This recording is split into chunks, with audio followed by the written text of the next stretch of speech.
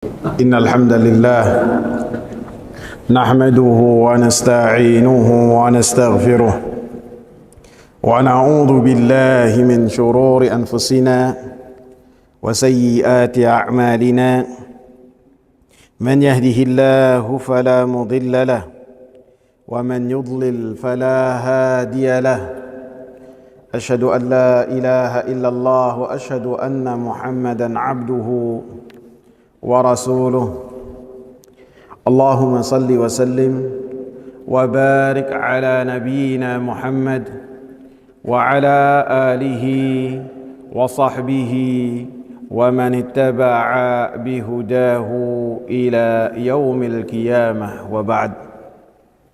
Hadirin jamaah sekalian yang saya muliakan, masih dalam bab yang ke-23, babun ma jaa anna ba'dha hadhihi al-ummah ya'budul awthan, bab yang tercantum dalam Al-Quran dan Al-Hadis bahwasanya sebagian dari umat ini akan melakukan kesyirikan kepada Allah Subhanahu wa taala dan beribadah kepada berhala, kepada wathan. Dalil yang ketiga, wa qauluhu ta'ala, dan firman Allah Subhanahu wa ta'ala, qala alladhina ghalabu ala amrihim lanattakhidhanna 'alaihim masjida, dan berkata orang-orang yang mereka memiliki kekuasaan, lanattakhidhanna 'alaihim masjida, kami akan menjadikan di kubur-kubur mereka satu tempat ibadah ataupun masjid. Surat Al-Kahfi ayat yang ke-21. Jemaah sekalian,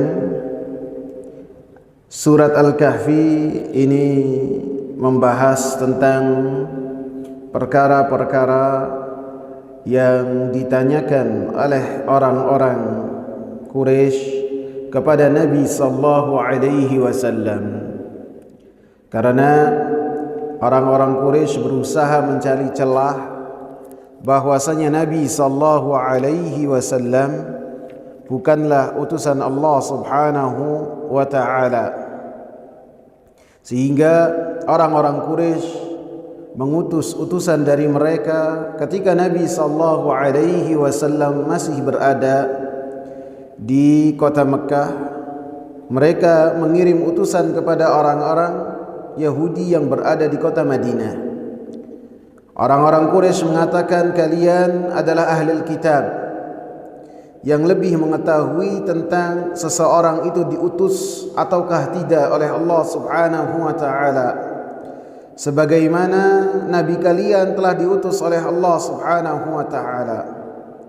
Maka kami meminta beberapa hal yang dengannya kami tanyakan kepada orang tersebut, yakni Muhammad ibn Abdullah sallallahu alaihi wasallam. Maka orang Yahudi bertanya kepada dua utusan tersebut tentang ciri-ciri Nabi Muhammad sallallahu alaihi wasallam. Kemudian mereka mengatakan kepada utusan tersebut, tanyakan kepada orang ini tiga hal yang tidaklah mengetahui tiga hal tersebut kecuali seorang nabi. Yang pertama, tanyakanlah tentang pemuda-pemuda yang hilang di telan zaman kemudian muncul lagi. Yang kedua, tanyakanlah kepada pemuda tersebut, kepada nabi tersebut, tentang seseorang yang mengitari bumi. Yang ketiga, tanyakanlah kepada ruh, kepadanya tentang ruh. Apa itu ruh? Apabila orang ini menjawab, maka dia seorang nabi. Dan apabila dia tidak tahu tentang tiga hal ini, maka dia bukan seorang nabi. Maka dua utusan ini kembali kepada orang-orang Quraisy dan mengabarkan kepada mereka tentang apa yang mereka dapat dari orang-orang Yahudi. Kemudian mereka esok harinya menanyakan hal tersebut kepada Nabi sallallahu alaihi wasallam tentang 3 hal yang mereka dapatkan dari orang-orang Yahudi. Maka Nabi sallallahu alaihi wasallam mengatakan, "Sa'ukhbirukum ghadan." Saya akan mengabarkan kepada kalian jawaban tentang 3 hal tersebut esok hari. Nabi lupa menyebutkan apa? Insyaallah. Nabi lupa mengucapkan insyaallah. Maka esok hari ditunggu oleh orang-orang Yahudi, oleh orang-orang Quraisy, tidak datang jawaban. Sampai berapa lama? Sampai 15 hari. Wahyu tidak turun kepada Nabi Muhammad sallallahu alaihi wasallam. Makin heboh orang-orang Quraisy. Ini bukan Nabi. Maka turunlah surat Al-Kahfi kepada Nabi sallallahu alaihi wasallam, di antaranya 2 jawaban terhadap 2 pertanyaan.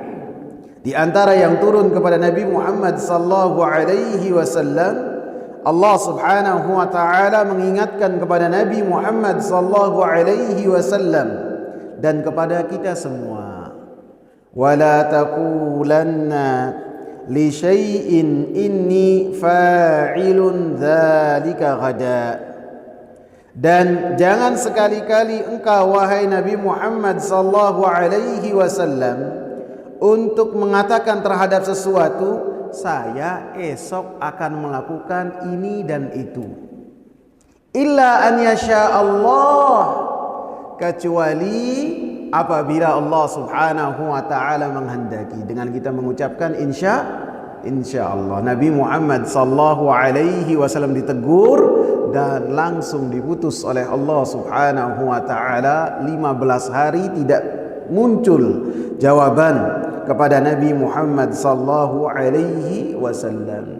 Sehingga hal ini mengingatkan kita terhadap kisah yang disebutkan oleh Nabi sallallahu alaihi wasallam, bahwasanya Nabi Sulaiman bin Dawud alaihi wassalam, beliau mengatakan, la atufanna al-lailah ala 90 imra'ah, kullu wahidin minhunna yalidu rajulan yujahidu fi sabilillah wa lam yakul insyaallah. Nabi Sulaiman bin Dawud alaihi salam, seorang raja yang sangat besar. Beliau mengatakan di satu malam, saya malam ini akan mengitari 90 istri-istriku. Artinya beliau akan mendatangi 90 istri-istrinya. Kemudian beliau memiliki azam dan niat yang mulia. Saya berharap dengan mendatangi 90 istri dalam satu malam ini, setiap dari istri tersebut akan mengandung dan melahirkan anak laki-laki yang kemudian berjihad di jalan Allah Subhanahu wa taala. Falam yakul insyaallah, dan tidak mengatakan insyaallah. Dikatakan oleh Nabi sallallahu alaihi wasallam, faqala lahu malakun, maka berkata seorang malaikat kepada Nabi Sulaiman, berkatalah insyaallah. Beliau pun tidak mengucapkan insyaallah darakan li hajatihi, karena beliau terburu-buru untuk menunaikan hajatnya. Maka yang ke-90-90-nya ini tidak melahirkan dari hasil pada malam itu, kecuali 1 dari 90 itu. 1 istri yang melahirkan, dan ketika melahirkan hanya 1 tubuh yang tidak sempurna. Sehingga ini peringatan bagi kita untuk setiap kali kita akan melakukan apapun juga, bahkan bisa jadi terhadap hal yang sudah pasti di depan mata kita, kita iringkan dengan apa? Insyaallah. insyaallah. Sehingga dengannya kita bertabarruk dengan nama Allah Subhanahu wa taala dan meminta tolong kepada Allah Subhanahu wa taala supaya Allah Subhanahu wa taala menyempurnakan hajat kita, dan kita tidak mengandalkan diri kita dan kemampuan kita dan apa yang kita miliki, kita serahkan kepada Allah Subhanahu wa taala yang maha kaya dan yang maha mampu. Kemudian Allah Subhanahu wa taala berikan jawaban terhadap pertanyaan tersebut. Yang pertama yang berkaitan dengan Ashabul Kahfi, pemuda yang mereka menyelamatkan akidah mereka. Maka Allah Subhanahu wa taala sebutkan dari ayat yang ke-9 sampai ayat yang ke-22 dibahas tentang Ashabul Kahfi. Sehingga dikatakan oleh orang-orang Yahudi tidaklah mengetahui hal tersebut kecuali Nabi. Dan Nabi Muhammad sallallahu alaihi wasallam ketika membacakan ayat ini secara terperinci. Kemudian jawaban yang kedua adalah di akhir-akhir dari surat Al-Kahfi. Wa yas'alunaka 'an dzil qarnain. Mereka bertanya kepada engkau wahai Nabi Muhammad sallallahu alaihi wasallam tentang Dzulqarnain. Qul sa'atslu 'alaikum minhu dzikra. Katakanlah bahwasanya saya akan membacakan kepada kalian kisah dari orang ini, Dzulqarnain. Kemudian Allah Subhanahu wa taala sebutkan dari ayat yang ke-83 sampai ayat ke-98 dari kisah Dzulqarnain, yang mana kedua kisah ini tidaklah diketahui oleh Nabi Muhammad sallallahu alaihi wasallam sebelumnya, karena Nabi Muhammad sallallahu alaihi wasallam ummi, tidak bisa membaca. Artinya tidak bisa membaca. Nabi sallallahu alaihi wasallam tidak membaca dari kitab orang-orang terdahulu. Waraqah bin Naufal yang beliau memberi kabar gembira kepada Nabi sallallahu alaihi wasallam, dan Waraqah bin Naufal ini sepupunya Khadijah dan pengikut dari agamanya Nabi Isa alaihi salam, dengan senantiasa mentauhidkan Allah Subhanahu wa taala. Waraqah bin Naufal pada saat itu bisa membaca dan menulis, sehingga ketika Nabi Muhammad sallallahu alaihi wasallam dituntun oleh Khadijah istrinya untuk menemui Waraqah, maka Waraqah radhiyallahu anhu, beliau akhirnya menjadi seorang sahabat dan beriman kepada Nabi, karena Nabi mengabarkan bahwasanya beliau melihat Waraqah di surga, mengabarkan kepada Nabi Muhammad sallallahu alaihi wasallam tentang apa yang akan terjadi terhadap Nabi sallallahu alaihi wasallam, dan Waraqah mengetahuinya dari kitab yang beliau baca, dari kitab Taurat ataupun Injil. Di antaranya Nabi sallallahu alaihi wasallam akan dikeluarkan dari kota Mekah. Maka Nabi sallallahu alaihi wasallam mengatakan, "Awa mukhrijiyahum, apakah mereka itu akan mengeluarkan saya dari kota saya, dari negeri saya, yang mana Nabi sallallahu alaihi wasallam diridhoi oleh kaumnya, disayang oleh kaumnya." Sehingga ketika dalam renovasi Ka'bah, ketika orang-orang Quraisy hampir saja mencucurkan darah, maka ketika ada orang tua di antara mereka mengatakan, yang menghukumi kalian haruslah orang yang datang pertama kali di pagi hari. Maka ketika Nabi sallallahu alaihi wasallam datang untuk menunaikan salat di Ka'bah, mereka pun bertakbir dan bergembira bahwasanya yang memutuskan perkara di tengah-tengah mereka adalah Muhammad ibn Abdullah, seseorang yang mereka ridho dengan akhlaknya, dengan amanahnya, dan dengan perangainya. Sehingga Nabi mengatakan, "Oh mukhrijiyahum, mereka cinta kepada saya." Maka kata Waraqah, dari hasil apa yang dia baca dari kitab-kitab terdahulu, tidaklah ada orang yang datang membawa apa yang kau bawa kecuali udiyah, kecuali dimusuhi dan dilawan dan ditentang oleh kaumnya dan dikeluarkan oleh kaumnya. Jadi ketika Nabi mengabarkan hal ini, menunjukkan Nabi Muhammad sallallahu alaihi wasallam dapat wahyu dari Allah Subhanahu wa taala. Karena orang-orang Arab mereka tidak mengenal kisah tentang Ashabul Kahfi, mereka tidak tahu. Mereka juga tidak tahu kisah tentang Dzulqarnain, tidak tahu. Yang mereka tahu mungkin tentang Antarah bin Shaddad, seorang pemuda yang mampu mengalahkan pasukan besar. Itu adalah hasanah yang diketahui, wawasan yang diketahui oleh orang-orang Arab. Yang berkaitan dengan Ashabul Kahfi mereka tidak tahu sama sekali. Adapun yang berkaitan dengan pertanyaan yang ketiga, Allah Subhanahu wa taala cantumkan dalam surat Al-Isra ayat 85. Wa yas'alunaka 'anir ruh qulir ruhu min amri rabbi wa ma utitum minal ilmi illa qalila. Dan mereka bertanya kepadamu wahai Nabi Muhammad sallallahu alaihi wasallam tentang ruh.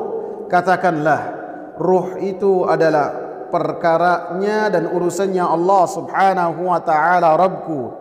Sedangkan kalian tidaklah mendapatkan pengetahuan dan ilmu kecuali sedikit sekali.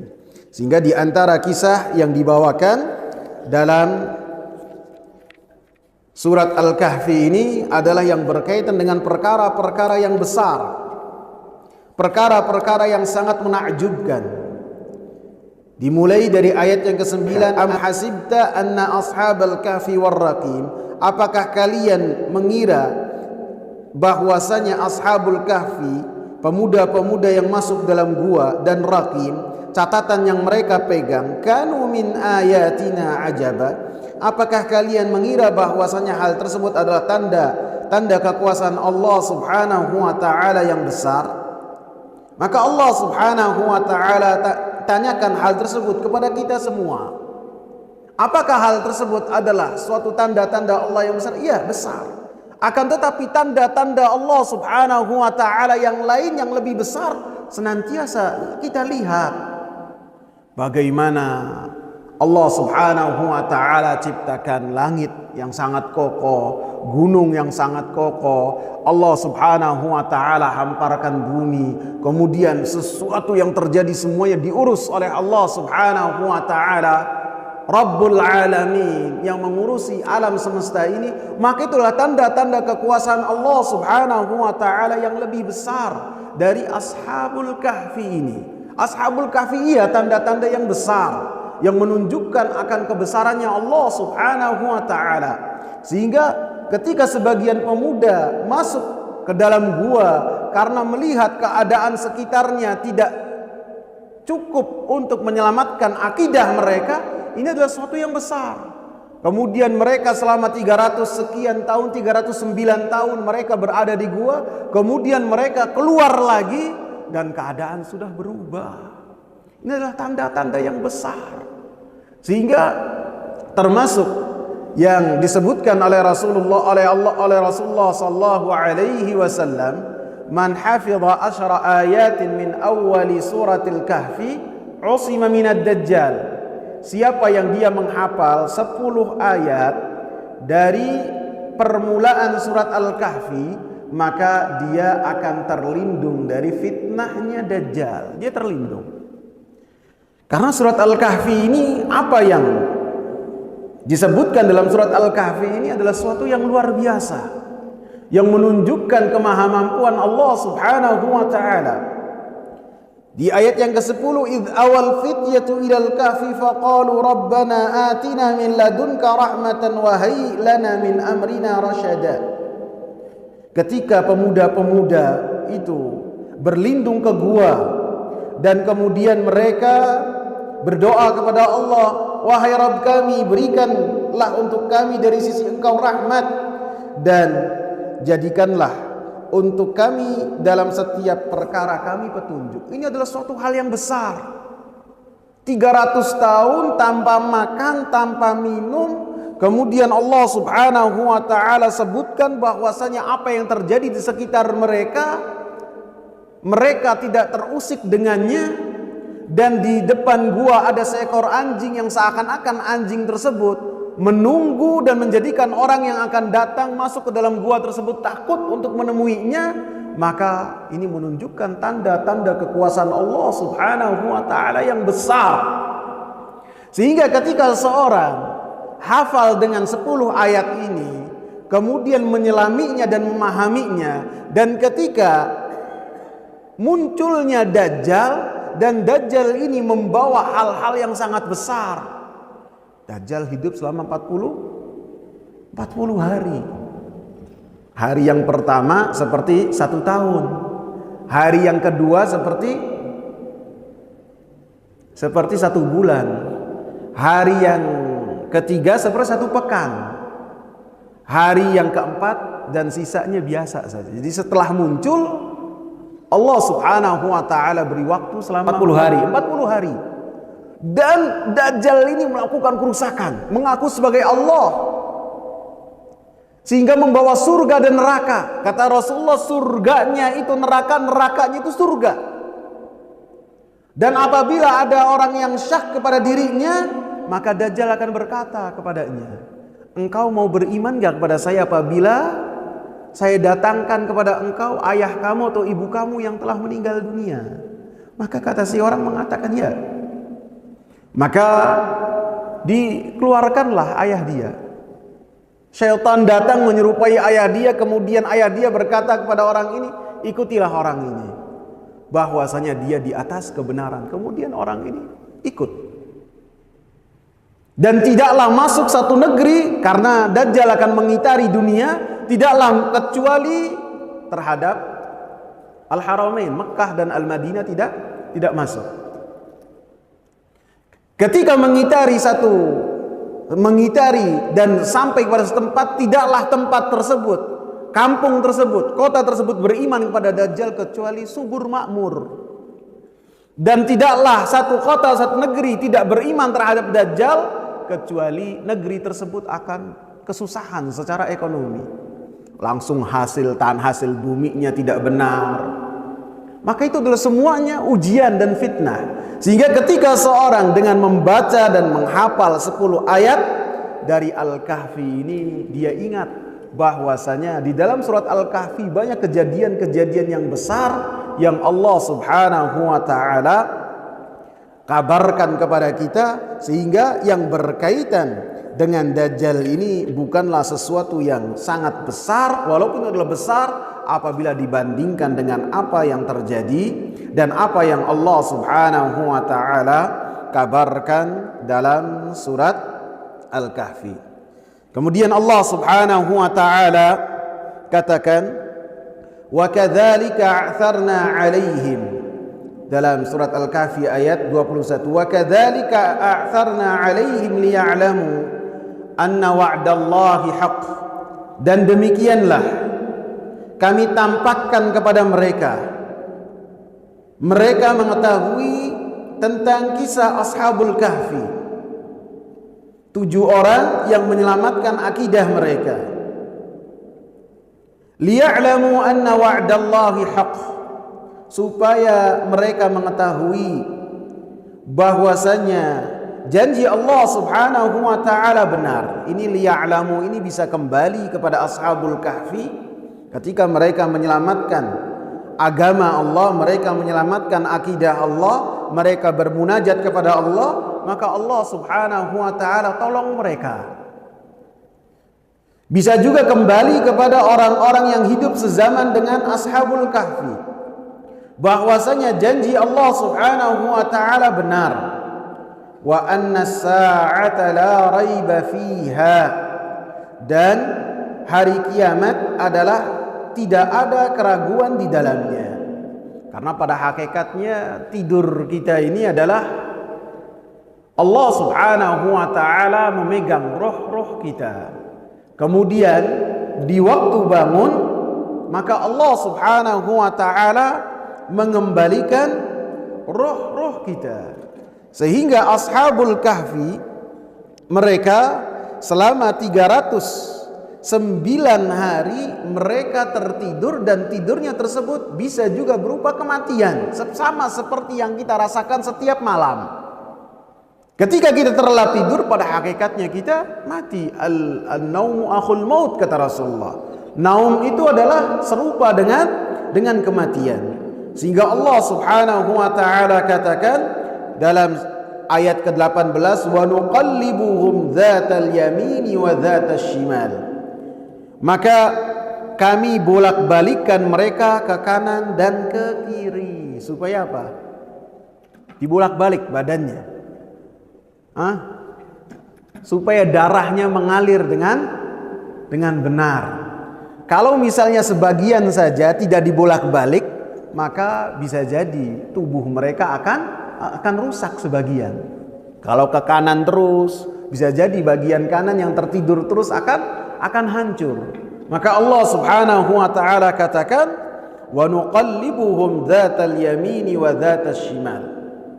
Kemudian Allah Subhanahu wa taala katakan, idh yatanaza'una bainahum amrahum. Ketika mereka di antara mereka berbeda pendapat tentang perkara ashabul kahfi. Faqalu bnu alaihim bunyana. Di antara mereka mengatakan, bangunlah di atas kubur itu bangunan-bangunan, ataupun di tempat mereka terlelap dalam waktu yang lama, bangunlah bangunan-bangunan. Rabbuhum a'lamu bihim. Allah Subhanahu wa ta'ala Rabb mereka yang lebih mengetahui tentang mereka. Qala alladhina ghalabu ala amrihim.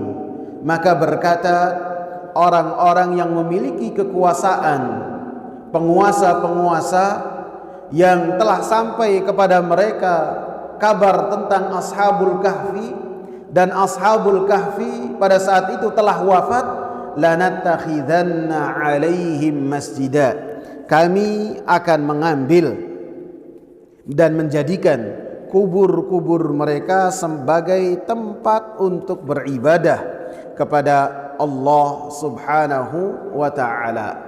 Sehingga dalam ayat ini dijelaskan bahwasanya orang-orang yang berkuasa pada zamannya ashabul kahfi, mereka berupaya untuk menjadikan dan membangun di atas kubur-kuburnya ashabul kahfi ataupun di gua ashabul kahfi ini tempat untuk mereka beribadah kepada Allah Subhanahu wa ta'ala.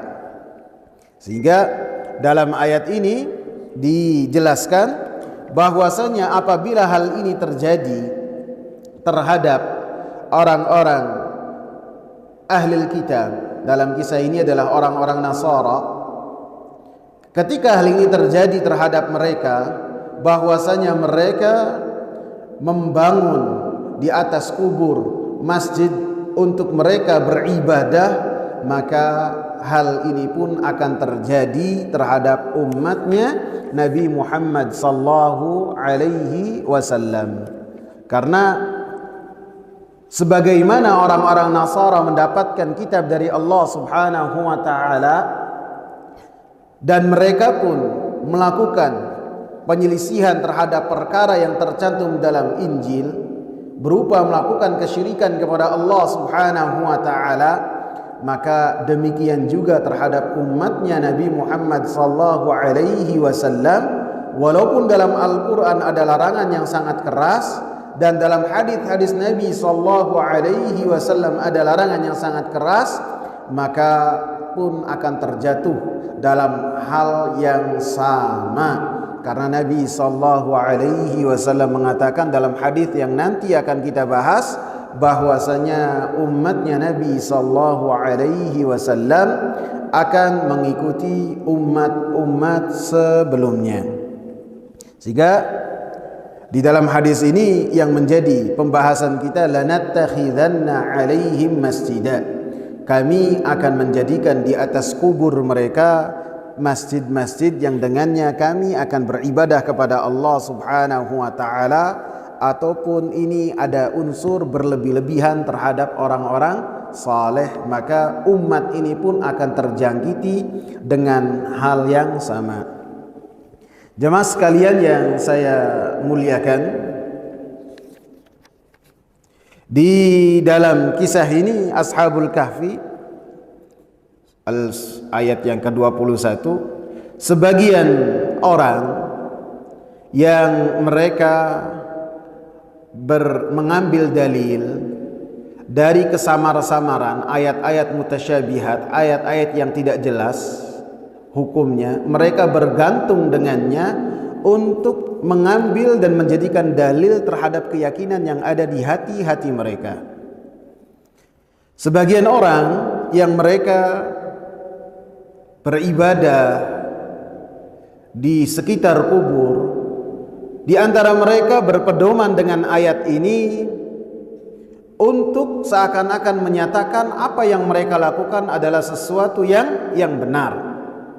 Sehingga apabila mereka ditegur, diingatkan, kalian kenapa beribadah di sekitar kubur, baik itu ibadahnya kepada Allah ataupun kepada orang-orang yang ada di dalam kubur, maka sebagian dari mereka berpedoman dengan surat Al-Kahfi ayat yang ke-21, bahwasanya Allah mengatakan, qala alladziina ghalabu ala amrihim lanattakhidanna 'alaihim masjida.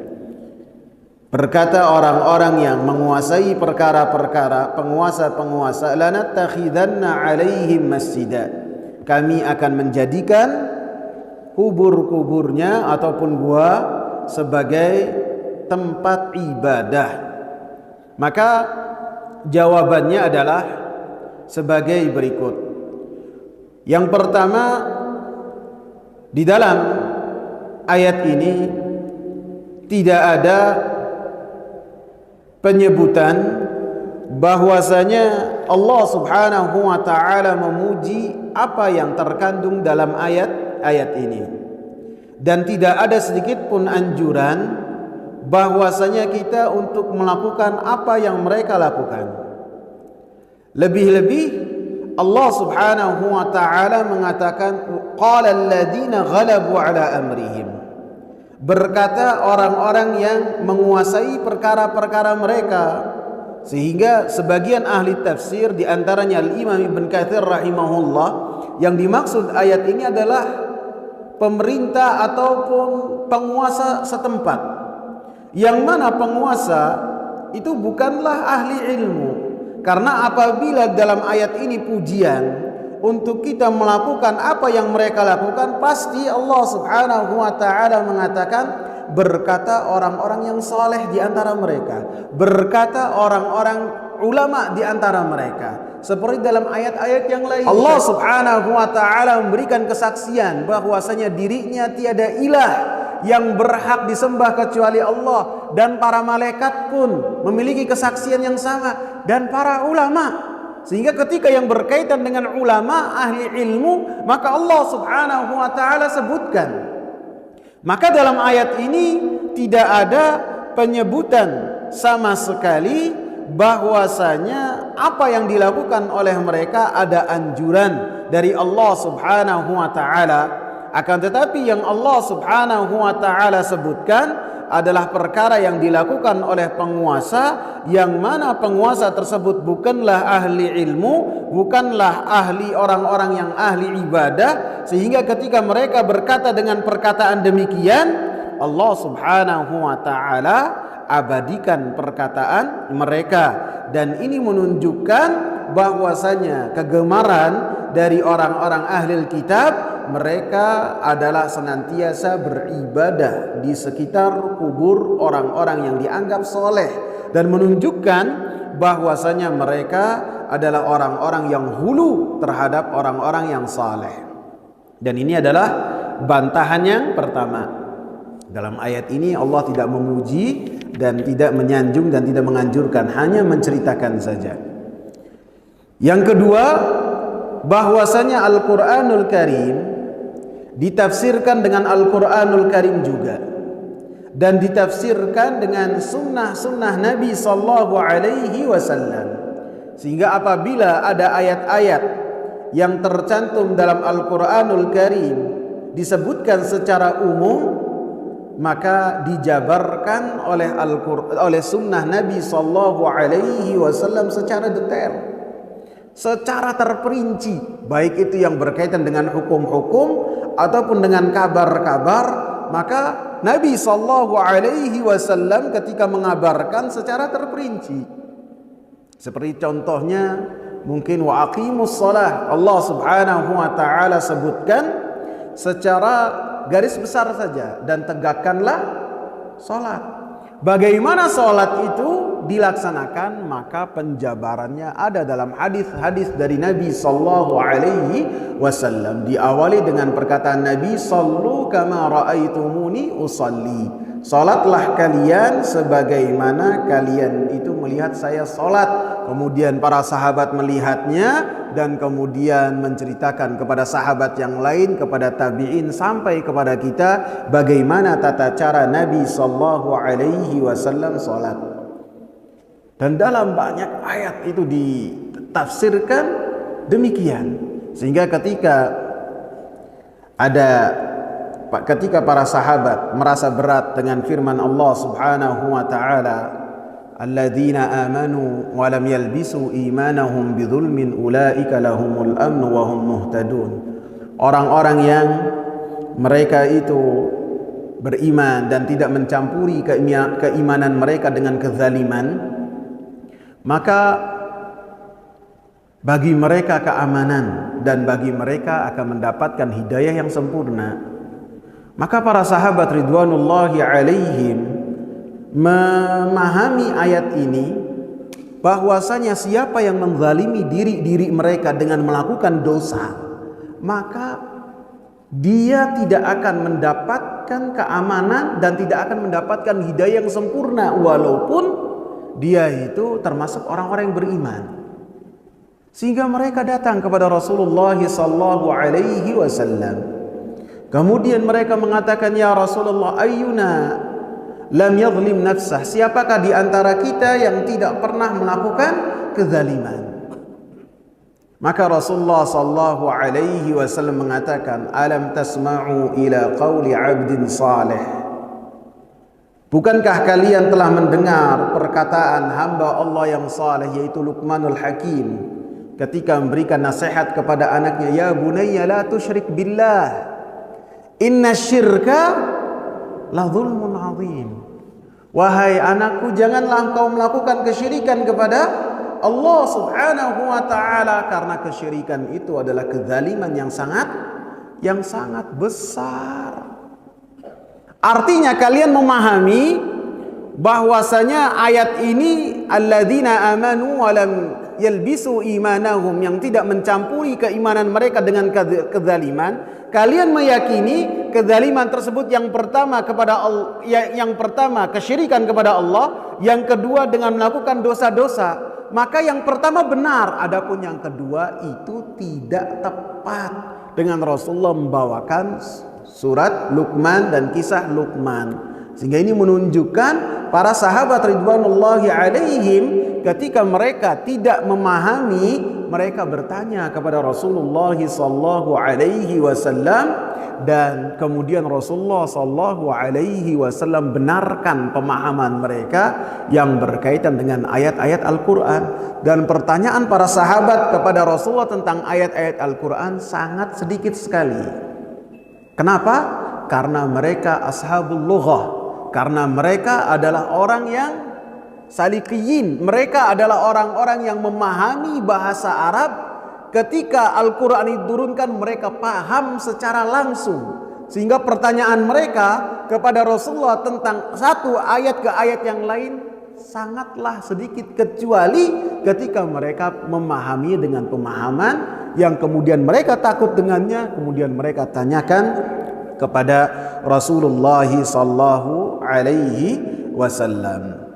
Sehingga Al-Quran itu ditafsirkan dengan hadis-hadis Nabi sallallahu alaihi wasallam. Dan kita dapati dalam pembahasan-pembahasan sebelumnya bagaimana Nabi sallallahu alaihi wasallam melarang keras untuk dibangun di atas kubur itu tempat ibadah atau apapun itu. Apabila ada bangunan yang membedakan satu dengan yang lain dari kubur, maka Nabi sallallahu alaihi wasallam melarangnya. Dan ini nasihat Nabi sallallahu alaihi wasallam kepada Ali radhiyallahu anhu, wala tada' qabran musyrifan illa sawaitahu. Janganlah engkau mendapati kubur yang berbeda dengan yang lainnya kemudian kecuali engkau ratakan sama dengan yang lainnya. Begitu juga ketika Ummu Salamah radhiyallahu anha dan Ummu Habibah, yang mana keduanya pernah datang ke negeri Habasyah. Negeri Habasyah ini adalah negeri yang dikuasai oleh orang-orang Nasara. Kemudian Ummu Habibah dan Ummu Salamah menceritakan kepada Nabi sallallahu alaihi wasallam tentang gereja yang sangat megah sekali, yang nama gereja tersebut namanya Maria. Kemudian keduanya menceritakan kepada Aisyah, dan pada saat Nabi rebahan karena sakit di akhir hayat Nabi sallallahu alaihi wasallam. Kemudian ketika keduanya menceritakan kepada Aisyah dan menyebutkan patung-patung dan gambar-gambar yang dilihat oleh Ummu Habibah dan Ummu Salamah, yang mana keduanya terkagum-kagum, antum bayangkan Nabi yang lagi rebahan dan kepayahan dengan sakitnya, Nabi bangkit, duduk. Kemudian Nabi sallallahu alaihi wasallam mengatakan, ulaiki kanu idza mata fihimur rajulus salihu banau ala qabrihi masjidan wa sawwaru fihi tilka suwar ulaika syirarul khalqi indallah. Mereka itu, kata Rasulullah, apabila ada salah seorang di antara mereka orang soleh yang mati, meninggal dunia, maka hulu mereka terhadap orang-orang saleh ini, mereka menjadikan mereka itu membangun di atas kubur mereka, di kubur orang saleh ini masjid. Kemudian mereka menggambar, membuat patung dengan patung-patung yang banyak. Kemudian hadis ini tutup dengan apa oleh Rasulullah sallallahu alaihi wasallam? Ulaika syirarul khalqi indallah. Merekalah adalah makhluk-makhluk yang paling jelek di sisi Allah Subhanahu wa taala, yakni mereka yang membangun di atas kubur itu masjid untuk beribadah. Maka surat Al-Kahfi ayat 21 ini adalah yang paling memahaminya adalah hadis-hadis Nabi sallallahu alaihi wasallam. Sedangkan hadis-hadis Nabi sallallahu alaihi wasallam sangat banyak sekali yang melarang hal tersebut. Di antaranya hadis yang tadi saya sebutkan di akhir hayat Nabi sallallahu alaihi wasallam. Nabi sallallahu alaihi wasallam menjelaskan kepada Aisyah, kepada Ummu Salamah dan kepada Ummu Habibah bahwasanya itu adalah perbuatan dari orang-orang ahli kitab, yang mana mereka apabila mendapati ada orang saleh yang mati ataupun meninggal dunia, mereka bangun di atas kuburnya itu tempat ibadah. Disebutkan 3 pelajaran oleh Imam Muhammad bin Shalih Al-Utsaimin rahimahullah yang berkaitan dengan ayat ini. Yang pertama, ma tadammana siyaqu hadhihi al-ayati min al-qissati al-ajibati fi ashabil kahfi wa ma tadammanathu min al-ayati ad-dallati ala kamali qudratillahi wa hikmatihi. Apa yang terkandung dalam ayat ini dari kisah yang sangat menakjubkan dari pemuda-pemuda ashabul kahfi, dan apa yang terkandung dalam ayat ini menunjukkan akan kesempurnaan kemampuan Allah, kemahamampuan Allah Subhanahu wa taala dan hikmah Allah Subhanahu wa taala yang sangat besar. Yang kedua, anna min asbabi bina'il masajid 'ala al-quburi al-ghuluwa fi ashabil qubur. Bahwasanya termasuk dari sebab membangun masjid di atas kubur dengan penjabaran yang sudah kita sebutkan, baik itu kubur kemudian dibangun di atasnya masjid ataupun jenazahnya dikuburkan dan ditanamkan di area masjid. Sebabnya diantaranya adalah berlebih-lebihan terhadap orang-orang yang telah meninggal dunia. Lianna alladhina ghalabu ala amrihim banau alaihimul masajid. Karena orang-orang yang menguasai perkara mereka, yakni para penguasa, mereka membangun di kuburnya Ashabul Kahfi masjid-masjid, li'annahum saru indahum mahallul ihtirami wal ikram faghalau fihim, karena mereka Ashabul Kahfi ini dari yang tadinya dicela, dihina, bahkan menyelamatkan akidah mereka dengan melarikan diri dan masuk ke dalam gua.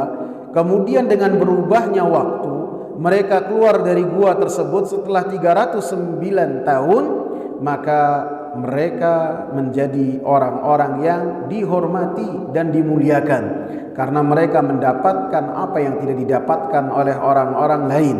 Faghalau fihim, maka penguasa-penguasa tersebut yang mereka bukanlah para ulama berlebih-lebihan kepada Ashabul Kahfi ketika Ashabul Kahfi telah meninggal dunia.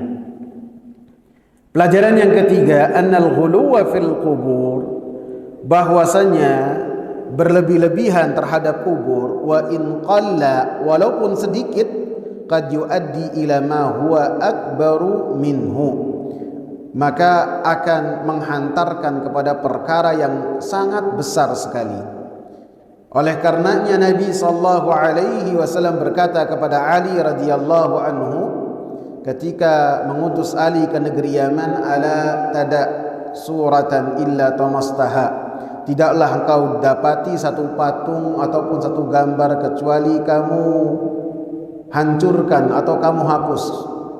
Wala qabran musyrifan illa sawaitahu, dan tidaklah kamu dapati kubur yang berbeda dengan yang lain, yang lebih tinggi dari yang lain, kecuali kamu ratakan dengan yang lainnya, harus kamu samakan. Wallahu ta'ala a'lam. Insyaallah besok kita akan bahas tentang hadis yang berkaitan dengan babu ma jaa anna ba'dha hadhil umma ya'budul awthan. Dan hadis ini yang berkaitan dengan 3 ayat yang sudah kita sebutkan. Karena dalam hadis ini Rasulullah katakan, la tattabi'unna sanana man kana qablakum, kalian akan mengikuti jejak langkah orang-orang sebelum kalian. Karena ayat-ayat yang sudah kita bahas yang berkaitan dengan surat An-Nisa, dengan surat Al-Maidah dan surat Al-Kahfi yang ketiga, itu berkaitan dengan kisah yang terjadi sebelum zaman Nabi sallallahu alaihi wasallam. Dan dalam hadis Abu Sa'id Al-Khudri dan sahabat-sahabat yang lainnya, Rasulullah ingatkan, la tattabi'unna, Rasulullah memberikan peringatan kepada kita supaya tidaklah terjatuh terhadap apa yang telah dikabarkan oleh Rasulullah sallallahu alaihi wasallam. Wallahu taala a'lam. Ada pertanyaan ikhwah? Silakan Ustaz.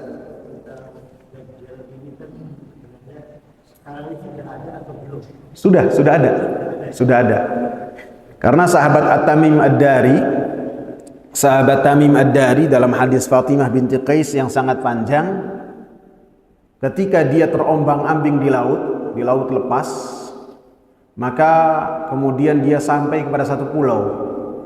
Begitu turun di pulau tersebut, maka dia bertemu dengan hewan yang hewannya itu antara ujung satu dengan ujung yang satunya lagi isinya rambut semua dan tidak diketahui mana kepalanya.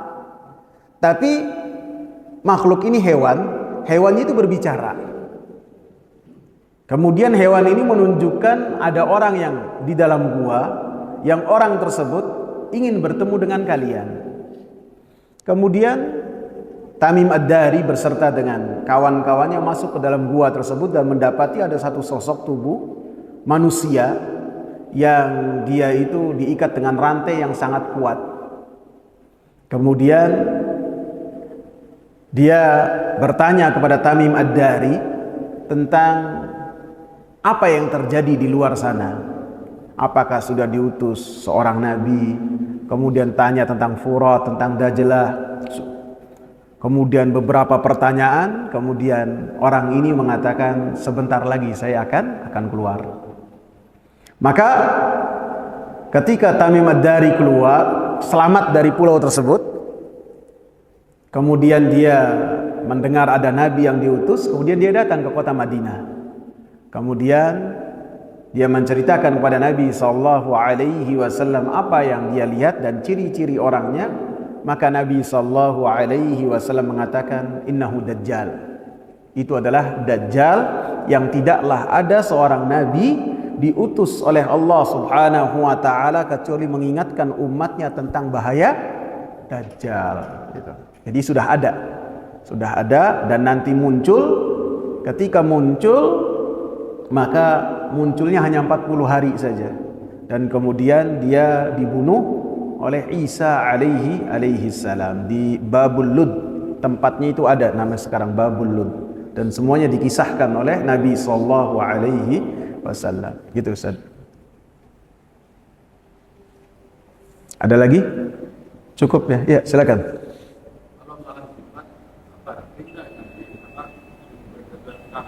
Oh iya, ada perintah. Siapa yang membaca surat Al-Kahfi di hari Jumat, adha'allahu lahu nuran, maka Allah Subhanahu wa taala akan memberikan baginya cahaya untuk 1 pekan. Bahkan dalam riwayat yang lain ditambah 3 hari. Jadi 10 hari dia mendapatkan cahaya dari Allah Subhanahu wa taala. Hari dalam Islam itu dimulai dari terbenamnya matahari, bukan dari jam 00.01 ya, bukan 00.01 ya, bukan. Itu hitungannya orang-orang Nasara. Adapun kita untuk menentukan kapan hari Selasa itu dimulai, ketika matahari terbenam, kemudian azan dikumandangkan, oh udah berganti hari. Jadi setelah Kamis itu berlalu dengan terbenamnya matahari, itu hari Jumat.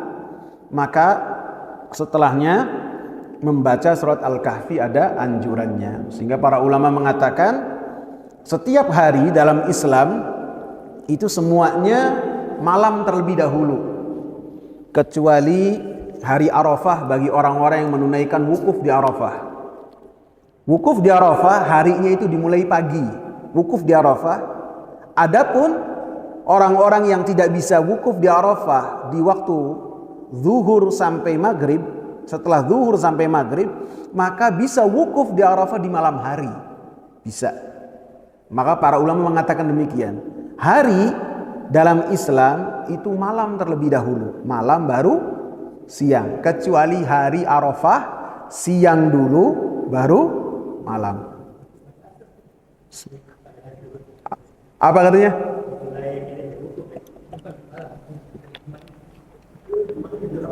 Gimana Pak? Yang malamnya tuh, yang itu harinya tuh, bisa hari Jumat. Sekarang kan hari Kamis.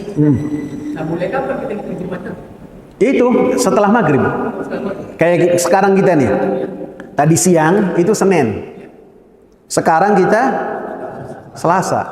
Perubahannya kapan Senin, kapan Selasa, azan berkumandang atau matahari terbenam, itu dalam Islam. Bukan jam 00.01, bukan, atau jam 000 ya, gitu ya.